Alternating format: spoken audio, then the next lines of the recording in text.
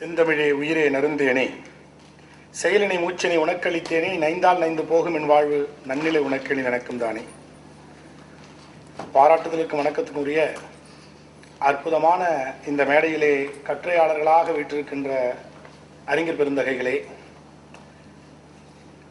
இந்த மேடையிலே கட்டுரை வாசிப்பினை கேட்டு அந்த கட்டுரை தகுதியுடையதாக மாற்றுவதற்கு உங்களுடைய அற்புதமான கருத்துக்களை வழங்கவிருக்கின்ற பார்வையாளர்களே, நோக்கர் பெருமக்களே, உங்கள் அத்தனை பேருக்கும் மனமார்ந்த முதற்க வணக்கத்தை தெரிவித்துக் கொண்டு, இன்று சிற்பக்கலை என்கின்ற பொருண்மையில் நிகழ்வுறுகின்ற இந்த அரங்கத்தின் தலைமை பொறுப்பேற்றிருக்கின்ற நான் முனைவர் ரத்ன வெங்கடேசன்.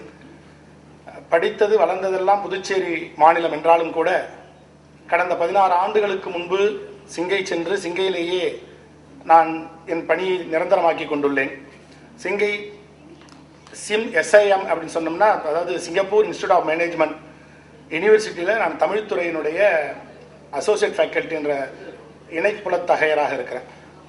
இது என்னை பற்றிய ஒரு சின்ன முன் அறிமுகமாக இருக்க வேண்டும் என்பதனால் சொன்னேன். மற்றும் ஒரு தகவலை உங்களோடு நான் பதிந்து விட வேண்டும். நான் இலக்கியத்திலும் மொழியிலும் கல்வியிலும் மிகு புலமை பெற்றிருப்பதாக நினைத்துக் கொண்டிருப்பவன். ஆனால் என் புலமைக்கு மற்றும் ஒரு சான்று பகர வேண்டும் என்று நினைத்ததன் காரணமாக என்னவோ சிற்பக்கலையிலே என்று என்னை தலைமை பொறுப்பேற்க விட்டிருக்கிறார்கள். ஆனால் எல்லாவற்றுக்கும் அடிப்படை சிற்பம், அதில் எந்த விதமான மாற்றம் ஒன்றும் இல்லை. ஏனென்று சொன்னால், சிந்து சமவெளி நாகரிகத்திலிருந்து சுமேரிய நாகரிகம் வரை நாம் சென்று பார்ப்போமே, ஆனால் சிற்பம் அங்கு தோன்றிவிடுகிறது. என்று நாம் தகவல்களை சைகையின் வாயிலாக பிறருக்கு உணர்த்த முற்பட்டோமோ, அன்று நாம் சித்திரங்களை வரைய ஆரம்பித்தோம். அந்த சித்திரம்தான் பிற்பாடு சுடுமண் ஓடுகளாக மாற முற்பட்டது. இந்த சுடுமண் ஓடுகளாக மாறிய பொழுதே நமக்கு சித்திரம் தோன்றிவிட்டது என்பதை தொல்லியல் ஆராய்ச்சி அறிஞர், மேலநாட்டு தொல்லியல் ஆராய்ச்சி அறிஞர் ஜான் வில்லியம் புரூக்ஸ் ரொம்ப தெளிவா சொல்றாரு. அவர் சொல்லுகின்ற செய்தி இதுதான். அதை எப்பொழுது சுமேரிய நாகரிகத்தை அவர் மேற்கோளாக காட்டி சொல்றாரு. சுமேரிய நாகரிகத்துல படையெழுத்துக்களாக இருந்த அந்த படையெழுத்துக்களை எப்பொழுது பதிவாக மாற்றினார்களோ அப்பொழுது சித்திரம் அல்லது சிற்பம் அல்லது ஓவியம் என்பதெல்லாம் நமக்கு துவங்கிவிட்டது என்று அவர் கூறுகின்றார். இப்போ சித்திரம் ஓவியம் துவங்கிய போதே நமக்கு சிற்பம் துவங்கிவிட்டது என்கின்ற பொருளிலும் மாற்று கருத்து இருக்க முடியாது. இப்ப சிற்பம் என்பது மனிதனுடைய வரலாற்றை காட்டுவதற்காகவும் பயன்படுகிறது. சிற்பம் என்பது மனிதனுடைய கலை அழகுணர்வை காட்டுவதற்காகவும் பயன்படுகின்றது. இன்னொரு செய்தி, சிற்பம் என்பது மனிதனுடைய மற்றொரு பரிணாமத்தை, மற்றொரு மிளிர்வான செய்திகளை காட்ட முற்படுகின்றது. அதுதான் உண்மை. ஒரு காலகட்டத்தில் பார்த்தீங்கன்னு சொன்னா, நம்முடைய சிற்பம் பல்லவர் காலத்தில் இருந்த சிற்பம் வேறு, பிற்கால சோழர் காலத்தில் இருந்த சிற்பம் வேறு. அப்படியே கால மாரோட்டத்தின் கீழ் வட இந்தியத்தினுடைய தாக்கம் ஏற்பட்ட பொழுது அந்த வட இந்திய தாக்கங்கள் எல்லாம் நிகழ்ந்த காலத்திலே மாறுபட்ட சிற்பங்களுடைய வடிவங்கள் வேறு.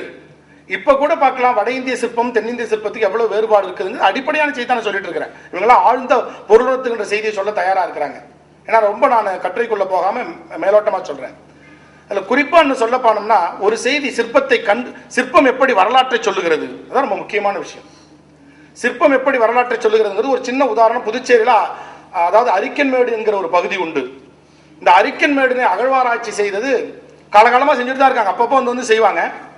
அந்த அகழ்வாராய்ச்சி செய்த பொழுது அங்கே கிடைத்த ஒரு கழுத்தோடு இருக்கக்கூடிய ஒரு சிலை, அந்த சிலை புத்த சிலையா சமணருடைய சிலையா, சமண சிலையா, அந்த ரெண்டு பிரச்சனை தான் அங்க ஓடிட்டு இருக்குது. இன்னைய வரைக்கும் அதுக்கு ஒரு சரியான தீர்வாக முடிவு எடுத்துக் கொள்ளப்படவில்லை. ஆனால் அண்மையில் ஒரு முடிவுக்கு வந்திருக்கிறார்கள். அதற்கு சிலையினுடைய வடிவமைப்பு ஒரு பெரிய காரணமாக இருந்தது. ரொம்ப எளிமையான ஒன்றை சொல்லி அதுதான் சொல்லி முடிச்சுட்டாங்க. அது என்னன்னு சொன்னா, திராலமி போன்றவர்கள் எல்லாம் கடல் பயணிகள் குறிப்பிட்ட பொதுகே என்கிற பாண்டிச்சேரியில கிடைச்ச அந்த சிலையை பத்தி, அதாவது அந்த செய்தியில வருகின்ற தாக்கத்துல பின்னால் நிகழ்ந்த தொல்லியல் ஆராய்ச்சி அறிஞர்கள் எடுத்துக்கிட்டு இந்த செய்திகளை சொல்லுகின்ற பொழுது அந்த அந்த கிடைத்த சிலையானது புத்தருடைய சிலையாக இருக்க வேண்டும் என்று கருத்து முதல் நிலவவில்லை. மாறாக சமணருடைய சிலை என்று சொன்னார்கள். ஆனால் அண்மைய காலத்துல மறுபடியும் ஆராய்ச்சி செய்த பொழுது நிகழ்ந்த நிகழ்வு என்று சொன்னால், அந்த சிலையில துண்டு போன்ற ஒரு அமைப்பு வடிக்கப்பட்டிருக்கிறது. கழுத்தில் துண்டு போட்டிருப்பது போல ஒரு அமைப்பு வடிக்கப்பட்ட மேலாடைன்னு சொல்றாங்க. இந்த மேலாடை இருக்கின்ற பட்சத்துல அறுதியிட்டு உறுதியாக சொல்லிவிட முடியும், பௌத்தத்தில் மட்டும்தான் ஆடை உடுத்துகின்ற, ஆடையை காட்டுகின்ற வழமை இருந்தது என்றால் ஜைனம் திகம்பர வகுப்பை சார்ந்தவர்கள், திக்கையே ஆடையாக அணிபவர்கள், அவர்கள் அதை அணிந்து கொள்ளவில்லை. எனவே இது சமண சிலையாக இருக்க முடியாது. இந்த சிலையினுடைய கழுத்திலே இருப்பது ஒரு சின்ன ஆடை இருப்பது போன்ற வடிவம் அமைக்கப்பட்டிருக்கிறது. அதன் காரணமாக இது பௌத்த சிலை என்று இப்பொழுது நிறுவி இருக்கிறார்கள். இதை வைத்துக் கொண்டு தொல்லியல் கூறிய செய்தி என்னன்னா, சமண மதம் தான் தழைத்திருந்தது பாண்டிச்சேரியில் கருத்து இப்ப மாறியாச்சு. இப்ப பௌத்தம் இருந்ததற்கு அடையாளமாகத்தான் இருந்தது. கா என்பது சோலை, பொது கே என்கிற சொல்லாட்சி இருக்க வாய்ப்பில்லை. புது கா, புது என்றால் புதியது, கா என்றால் சோலை, புதிய சோலை உருவாகி இருக்க முடியும் என்கின்ற ஒரு செய்தியை கொண்டு நிறுவிக் கொண்டிருக்கிறார்கள். இதற்கெல்லாம் ஏன்னா பௌத்த மதம் பெரும்பாலும் மலைகளிலும் குகைகளிலும் இல்லை, நல்ல நல்ல சோலைகளில் அமைக்கப்பட்ட ஒரு மதமாக இருந்தது என்பது வரலாற்றார் துணிவு. அந்த அடிப்படையில் பார்த்தோம்னா பௌத்த மதமானது சோலையை ஒட்டி அமைந்திருக்க வேண்டும். நிறைய பௌத்த பள்ளிகள் இருந்திருக்கணும், அது கால கிரம மாறாட்டங்கள் காரணமா அது அழிஞ்சிருக்கணும் அப்படின்ற வரலாற்றை நிரூபிச்சுட்டு இருக்கிறாங்க.